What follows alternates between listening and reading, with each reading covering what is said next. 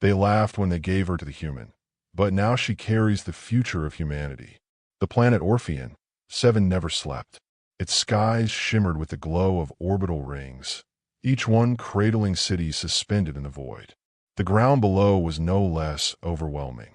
Towers of silver and glass reached into the horizon, humming with endless streams of energy. It was a place where technology had erased night, where neon lights painted even shadows in colors they did not belong. Into this world stepped Daniel Carter, an American soldier turned reluctant envoy. He wasn't supposed to be here. A twist of politics and desperation had pulled him from Earth and thrown him into the delicate balance of alien diplomacy. He had trained for combat, not galactic negotiations. Yet here he was, standing inside a hall of impossible architecture, its walls shifting like liquid metal. And then she entered. Her name was Illyra, daughter of a proud alien dynasty. But her skin was pale, almost indistinguishable from human flesh, save for the faint iridescence that caught under the artificial lights. Her hair was a cascade of luminous blue, strands moving like silk in an unseen current. Her eyes, silver, wide, unblinking, carried both defiance and sorrow. The court had called her gift to Daniel a gesture. In truth, it was a mockery. They laughed as they presented her to him, as though offering a discarded trinket. To them, a human was a curiosity, a creature from a backwater planet. Giving him a woman of their own kind was entertainment, a cruel joke to mask their disdain. Daniel's fists clenched, but he did not rise to their bait. He saw the stiffness in Illyra's posture, the way her chin lifted in pride, even as humiliation burned across her face. In that instant, he understood. She wasn't a prize. She was a prisoner. The hall erupted in hollow applause, mocking cheers that echoed off walls of shifting light. Daniel stepped forward, meeting their laughter with silence, and placed himself beside her. Illyra's eyes flicked toward him, suspicious, searching, but in them he found something fragile, a spark of hope hidden under layers of armor. Outside the hall, Orpheon, 7 roared with life. Floating transports, vertical gardens twisting toward the stars, and rivers of plasma energy running through transparent conduits. But inside, time seemed to pause, the weight of a new fate pressing down on both of them. Daniel did not yet know that this cruel joke would bind their destinies together. He only knew that she deserved more than the laughter of her own people. And for reasons he couldn't explain, he already felt the pull of her presence, the beginning of something impossible.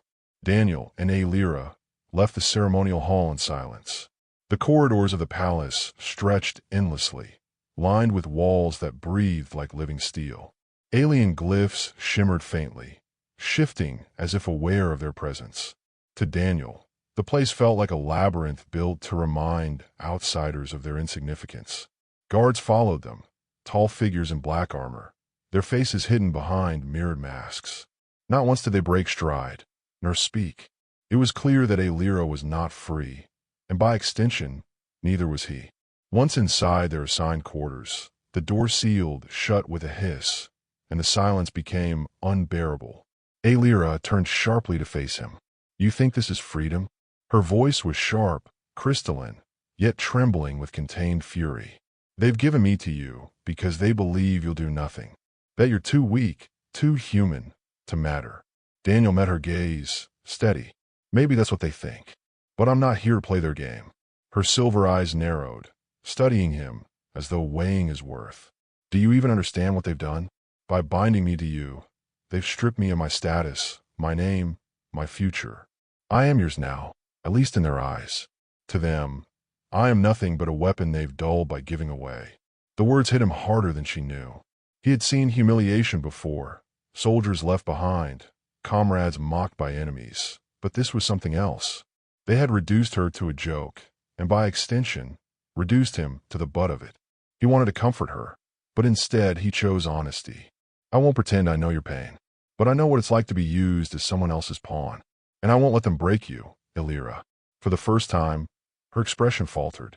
The anger softened, replaced by confusion, almost disbelief. But before she could answer, the walls around them came alive. A voice echoed, deep and resonant, filling the chamber without a visible source. Human, it said, dripping with disdain, do not mistake your place here. You were chosen because you are insignificant. The bond you now share with the daughter of Orpheon is nothing but a reminder of your weakness. Do not forget it. Daniel glanced at Elira, whose jaw tightened. Her fists clenched at her sides, but she did not speak. The voice faded, leaving the air heavy with tension. Daniel exhaled slowly. Looks like they're watching us. Elira's reply was barely above a whisper. They always are. For a moment, silence hung between them again, but this time, it was different. Shared defiance flickered like a spark in the shadows. Neither of them had chosen this, yet both now faced the weight of expectations and chains. And as Daniel lay awake that night on a bed too pristine, too alien to feel like home, one truth gnawed at him. The joke they thought harmless was becoming a dangerous game. A game he and Elira could not afford to lose. The days that followed blurred into a storm of silent defiance and constant surveillance. Daniel soon learned that the palace was less a home and more a cage. Every corridor had watchers, every chamber an unseen eye. Even the food delivered to them tasted like a reminder of control, nutrient paste that stripped away choice. Elira had never bowed to it. She moved through the chambers with the pride of someone refusing to be broken, though Daniel noticed the exhaustion hiding in her posture, the shadows beneath her silver eyes. She hated the farce as much as he did, but Orpheon's rulers were not content to simply humiliate them. One evening, the summons came. The council chamber was vast, suspended high above the glowing city below. Its floor was transparent, leaving Daniel feeling as though he stood on air. The counselors, draped in shimmering robes of liquid metal, regarded him with open disdain. One of them, tall and narrow, spoke with a voice like grinding stone. Human, we grow bored of your silence. You were given a gift, yet you act as though you carry a burden. Tell us, do you claim the woman as yours, or do you spurn the honor? The room filled with cruel laughter. Elira stiffened at his side, her hands trembling just enough for him to see. Daniel's blood boiled. He wanted to shout, to strike, to make them choke on their arrogance. But then he saw her. The pride she wore was cracking, her humiliation cutting deeper with each word from her own people. He stepped forward. I claim her as no one's property, he said, his voice steady, resonating in the chamber. She is not a gift. She is not a prize. She is Elira, daughter of Orpheon, and if you strip her of that, then you strip yourselves of honor. The laughter died, replaced by murmurs. The counselor's eyes narrowed, cold fury behind their metallic sheen. Careful, human. Words have weight here, and insolence has a price. Two guards advanced. Daniel's fists clenched, ready to fight, though he knew the odds were hopeless. Then, unexpectedly, Elira stepped forward. Enough. Her voice rang out, carrying authority even in her shame. If you will punish anyone, punish me, for it is I who defied your will by standing beside him.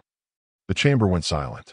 Her declaration was both truth and shield, a sacrifice to spare him. Daniel felt the weight of it pierce him like a blade. When they were finally escorted back to their quarters, neither spoke for a long time. The silence was thicker than before, heavy with the knowledge of what had just happened. At last, Daniel broke it. You didn't have to do that. Her silver gaze met his, fierce and unyielding. Yes, I did. Because if you fall, I fall too. And I will not let them break you. Daniel Carter. It was the first time she had spoken his full name. The first time her voice carried not just defiance, but something else. Something raw, fragile, and real. And in that fragile space between them, danger loomed larger than ever. The council would not forget his defiance, nor hers. The night sky over Orpheon, 7 was alive with storms of light. Electrical tempests raged across the upper atmosphere, casting flashes through the palace windows. Daniel stood at the edge of the chamber, watching the energy arcs split the horizon. He had fought in wars on Earth, but nothing compared to the violence of this alien storm. Behind him, Elira paced. Her hair, glowing faintly blue in the dim light, caught the storm's reflection. She looked restless, hunted. They won't let this stand, she said at last. Your defiance humiliated them. And my words, my choice to shield you, was worse. The council cannot allow us to appear stronger than them. Daniel turned. Then what happens now? Her lips tightened. They'll test you, push you into a trial you cannot win. And when you fail, they will strip you away from me. That's what they want, to prove that humans break. As if on cue, the chamber doors hissed open. Guards in black armor entered, their mirrored visors reflecting cold fire. One held a staff tipped with a crackling spear of plasma. You, human. The council demands your trial at dawn. Daniel's jaw clenched. He had expected it, but hearing the words set his heart hammering. What kind of trial? He asked. The guard silence was answer enough. When they left, the door ceiling shut once more. Alira faced him with pale fury. They want to kill you, Daniel. That's what this is. A spectacle. You're not supposed to survive. He gave a humorless smile. That's what they always want. But I'm not giving them the satisfaction. For the first time since they'd met, she stepped closer, so close he could feel the warmth radiating from her skin. Her hand hovered, almost touching his chest, before she pulled it back as if burned. If you die tomorrow, she whispered, then I'll be chained to the shame of surviving without you. The storm outside crashed with deafening thunder, rattling the walls. Daniel reached for her then, not in possession, not in dominance, but in quiet solidarity. His hand brushed hers, and she did not pull away. For a heartbeat, the storm seemed to belong to them. But dawn was coming, and with it, a trial that would decide not just his fate, but hers. If you've ever rooted for an impossible love, you know what's at stake. Don't miss what happens when everything turns against them. Subscribe for more stories like this one, and stand with them as the storm begins. The dawn over Orpheon 7 was merciless. Golden fire spilled across the horizon as the trial grounds came alive. A circular arena carved from obsidian stone floated high above the city, tethered by shimmering energy beams. Thousands gathered in the viewing platforms surrounding it, their voices blending into a roar that shook the sky. Daniel stood at the center, stripped of armor, given nothing but a blade of alien alloy. Across from him loomed a monstrous figure, a Karvek, bred for war, standing nearly 3 meters tall with skin like armored basalt. Its forearms flexed, each ending in claws that dripped venom. The trial wasn't meant to test him. It was designed to kill him. Alira was forced to watch from behind a transparent barrier. Her hands pressed against the glass, silver eyes burning as the Karvek advanced. The crowd cheered for blood. Daniel's training screamed at him to move. He dodged the first strike, the claws raking sparks from the obsidian floor. The shockwave knocked him to his knees. He rose, blade trembling in his grip. The Karvek lunged again, faster this time, catching his shoulder. Pain ripped through him as blood spilled, dark against the arena's gleam. Gasps echoed through the audience. To them, his suffering was entertainment. To Alira, it was agony. Get up, Daniel, she whispered, her voice lost in the crowd's roar. He forced himself to stand, his vision blurred, his body already failing, but he would not kneel. He thought of Earth, of battles he had survived against impossible odds. He thought of the council's laughter. Most of all, he thought of Alira, watching him with a hope she dared not admit. The Karvek struck again, and Daniel rolled, barely escaping. His blade slashed upward, cutting into the beast's arm. Black ichor spilled, and the monster roared in pain. For the first time, silence rippled through the crowd. A human had drawn blood, but the victory was fleeting. The Karvek's counterattack was merciless, slamming him into the arena wall. Daniel's ribs cracked, his breath tearing from him. His blade clattered to the ground, out of reach. The beast raised its claws for the killing blow. And then, Alira moved. She struck her hand against the barrier's control panel, overriding it with a surge of energy from her own body. Sparks exploded as the shield collapsed. In a heartbeat, she was in the arena, standing between Daniel and the beast. The crowd roared in outrage. The council shouted commands, but Alira's voice cut through it all, fierce and unwavering. You want a trial? Then face the truth. This man is no pawn. He is my equal. Touch him again, and you face me. The Karvek hesitated, its 4 eyes locking onto her. Even it, bred for violence, sensed the power coursing through her veins. Daniel, bleeding and broken, forced himself upright. He placed a hand on her shoulder, steadying himself with the last of his strength. You shouldn't be here, he rasped. Her reply was a whisper meant only for him. I should never have been anywhere else. The arena froze in chaos. An empire's mockery transformed into open rebellion, and nothing would ever be the same again. The arena fell into uproar. Shouts and curses thundered from the council platforms, their voices competing with the howls of the furious crowd. Guards rushed to restore order, energy weapons raised, but none dared cross the line of the broken barrier. Daniel, bloodied and staggering, leaned against Elira as she held her ground before the Karvek. The beast still towered over them, muscles twitching with restrained violence. Yet even it seemed paralyzed by the raw defiance in her voice. Stand down, she commanded, her silver eyes blazing. This trial is over. For a long, breathless moment, the Karvek simply stared. Then, with a guttural snarl, it turned away, retreating to the shadows of the arena. The crowd erupted again, half in outrage, half in disbelief. Guards surged forward, surrounding them. Daniel felt the cold ring of a weapon at his back, but Elira stepped in front of him, her chin lifted. Touch him, she said evenly, and I'll burn this entire arena to the ground. The guards hesitated. She was, after all, still of Orphean's royal blood. Killing her in front of thousands would ignite more than just scandal. It would spark rebellion. Moments later, they were dragged from the arena, escorted not to their quarters but to the depths of the palace. The council would not forgive this, Daniel knew. But for the first time, he didn't care.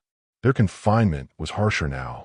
A dark chamber deep beneath the palace, stripped of luxury, its walls cold and unyielding. But strangely, it felt more honest. No illusions of grandeur. No audience to mock them. Only truth. Daniel slumped against the wall, clutching his ribs. Pain racked every breath, but he forced a smile. Guess we made an impression. Elira knelt before him, her glowing hair falling across her shoulders as she examined his wounds. Her hands trembled as she touched the gash along his arm. You nearly died, she said, voice raw. Do you think it's impressive? He chuckled weakly. Depends who you ask. For the first time, her mask cracked. Her silver eyes shimmered, not with defiance, but with unshed tears. You don't understand. If you had died, Daniel, they would have paraded your body as proof of human weakness, and I would have been condemned as the fool who stood with you. But I don't care. Not anymore. She pressed her forehead lightly against his, a gesture intimate and desperate. They think giving me to you is a joke, but they don't see what I see. They don't see you. Daniel's breath caught. In her closeness, the storm of humiliation and pain faded, replaced by something fragile, terrifying, and real. He lifted a blood-stained hand, brushing her luminous hair from her face. And what do you see? He asked. Her answer was a whisper, trembling but certain. A man worth choosing. For the first time since he had set foot on Orphean 7, Daniel felt something stronger than fear, stronger than anger. He felt belonging, not to a place, but to a person. The future remained uncertain. The council would tighten their grip, punish them for defiance, and force choices no one should bear. But in that dark chamber, against all odds, they had found each other, and that was the one weapon Orphean could not take away. The council struck before dawn.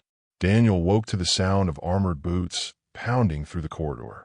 The chamber door exploded inward in a shower of sparks, and guards in black visors stormed inside, energy rifles leveled at his chest. On your knees, one barked. Elira stepped in front of him instantly, her body a shield of defiance. If you take him, you take me, she hissed. The guard leader raised his weapon anyway. That can be arranged. Daniel's instincts roared. Even broken, even bruised, he surged forward.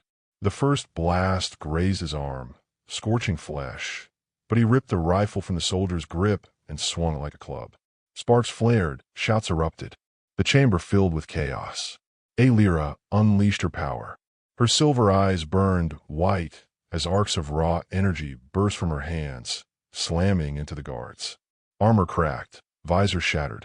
The air smelled of ozone and fire. She moved like lightning, every strike fueled by fury and desperation. But there were too many. For every one that fell, two more swarmed in. Daniel fought until his vision swam, his ribs screaming with every strike. But the tide pressed harder, crushing them back. Then silence. The guards parted, and the council entered. Their robes of liquid metal rippled as they stepped into the wreckage, their faces serene with cold authority. The tallest among them spoke. "You have shamed our people for the last time. You, Illyra, are no longer daughter of Orpheon. And you, human," his lips curl with disdain, "will not live to see another sunrise." Daniel spat blood on the floor. "Then finish it. But know this, you'll never break us." The counselor's hand lifted, glowing with lethal energy. Illyra screamed, lunging to shield Daniel, and the blast struck her. Light engulfed her body. The chamber shook with the force. When it faded, she collapsed into Daniel's arms, her blue hair spilling like liquid fire across his chest. "No, no, stay with me," Daniel begged, his voice breaking.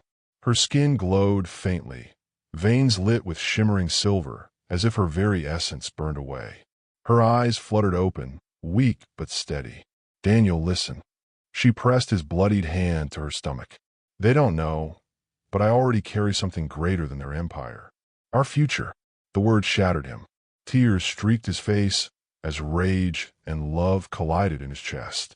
He looked up at the council, his voice a roar that shook the walls. "You think you've won? You've just created the one thing you fear most." Illyra coughed, her lips trembling in a faint smile, even through pain. "Our child will be the proof they can't erase. The bridge they try to destroy." The chamber trembled again, not from weapons, but from within Daniel himself. Something primal, something human, surged in his veins. Strength born not of training, but of love, defiance, and the fire of survival. He stood, holding her close, and for the first time, the council stepped back. The joke was over. The game was broken, and war had just begun. The chamber lay in ruins. Walls once polished and perfect now sagged with scorch marks and cracks. Smoke curled from shattered consoles, the scent of ozone and blood thick in the air.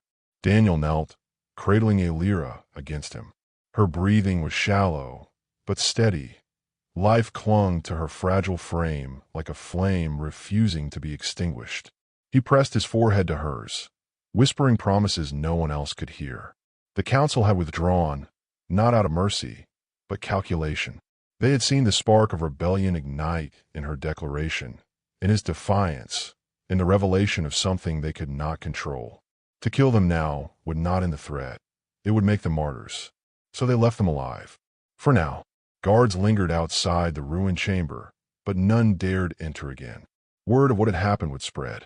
Already, Daniel could feel the weight of unseen eyes, whispers gathering like storm clouds beyond the palace walls. Illyra stirred, her hand clutching his. They'll come again," she murmured, her voice faint but steady. Daniel brushed strands of her glowing blue hair back from her face. "Then we'll be ready." He didn't know what ready meant. Not yet. He had no army, no plan, no weapons beyond his own battered will. But he had her, and that was more than enough. Hours later, the silence of the underground chamber wrapped around them. Daniel worked to bandage his wounds with strips of torn cloth, every movement a reminder of broken ribs and cracked bones. Illyra rested beside him, her body weak but her eyes sharp, following his every move. "You should rest," he told her. Her lips curved faintly. "So should you." For the first time since Orpheon had bound them together, a fragile smile passed between them, one born not of victory, but of survival. "Do you regret it?" Daniel asked softly. "Choosing me, standing with me." Her silver eyes met his without hesitation. "Never. They gave me to you as a joke. But they don't understand. You're the first choice I've ever truly made." The words settled deep in his chest, heavier than any wound. In that moment, Daniel realized what had changed. He wasn't just fighting to survive anymore. He was fighting for them. For a life beyond cages, beyond trials, beyond cruelty. And somewhere in the distance, beyond the walls of the palace, he could almost hear it, the first stirrings of rebellion. The council thought they had control, but the future was already slipping through their fingers. And it lived in the bond between a human and an alien who refused to break. Silence was rare on Orpheon 7, a planet that pulsed with endless energy, where neon rivers and plasma storms never ceased. Yet in the depths of their confinement chamber, silence reigned. Daniel sat against the cold wall, his arm wrapped protectively around Elira as she leaned into him. Her breathing had steadied, though faint tremors still rippled through her body. She carried both wounds and something far greater, the fragile beginnings of a life neither of them had expected. His hand lingered where hers had guided it before, on her stomach. The memory of her words echoed in his mind. Our child will be the proof they can't erase. It terrified him. It inspired him. It anchored him. On Earth, Daniel had fought for flags, for orders, for survival. Here, for the first time, he understood what it meant to fight for a future. Not one dictated by governments or empires, but one written by choice, by love, by defiance. Elira stirred, her silver eyes half-lidded but clear. "You're quiet," she whispered. "I'm thinking," he admitted. Her lips curved faintly. Dangerous habit for a soldier. He smiled, though the ache in his chest reminded him how fragile he was. "I used to think humans were small, that compared to galaxies and empires, we didn't matter. But now," he looked at her, really looked. "Now I know that being small doesn't mean being powerless." Her gaze softened. "That's why they fear you. Not because of what you are, but because of what you choose. They live in chains of tradition. You broke them without even trying." Daniel reached for her hand, weaving his fingers through hers. "We broke them," he corrected. For a long time, they sat in the dim glow of the chamber's failing lights, two souls tethered not by chains, but by choice. The weight of the empire pressed down on them, but within that weight grew something stronger, a promise. They had become symbols against their will. But perhaps symbols were exactly what the universe needed. Daniel pressed his forehead to hers, their breaths mingling. "Whatever comes next, we face it together." Elira closed her eyes, a single tear tracing down her pale cheek. "Together," she echoed. The silence deepened again, but it no longer felt like emptiness. It felt like the calm before a storm worth fighting for. And somewhere beyond those walls, in the hearts of those who had witnessed the trial, sparks of doubt were becoming flames. The Empire would never admit it, but the future had already shifted. Weeks later, the palace no longer felt like a cage, but a battlefield waiting for the first spark. Whispers had spread across Orpheon. 7. Whispers of a human who survived the impossible, of a royal daughter who defied her own counsel, of a bond that mocked the cruelty of power. What had begun as laughter now trembled into fear, and fear into rebellion. Daniel stood at a viewport, overlooking the endless sprawl of the city. The neon veins of plasma stretched like constellations across the horizon. Beside him, Elira leaned, her blue hair glowing faintly in the reflection of the glass. She rested a hand on her stomach, her silver eyes softer than he had ever seen them. "Our child," she whispered, "will be born into a world that doesn't want them, but we will make it a world that needs them." Daniel's hand found hers, covering it, steady and strong. "Then we fight. For them. For us. For everyone who's ever been told they don't matter."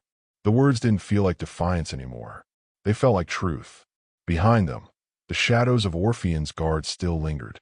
The council still plotted. The empire still ruled. But for the first time, Daniel didn't feel like an outsider lost in a hostile galaxy. He felt like the beginning of something greater. He turned to Elira, his voice low but unwavering. "They thought giving you to me was a joke, but we'll make it the choice that ends their empire." She smiled faintly, fierce and luminous. "Then let them laugh one last time." The storm outside rolled across the skies of Orpheon. 7. Lightning splitting the heavens. But within the chamber, their resolve was unbreakable. The empire had created its own undoing. And the future, impossible, fragile, unstoppable, was already here. Thank you for standing with them through every trial, every wound, every impossible choice. If you believe in love that defies empires, in courage that rewrites destiny, leave your thoughts, share this story, and subscribe for more journeys where humanity always finds a way.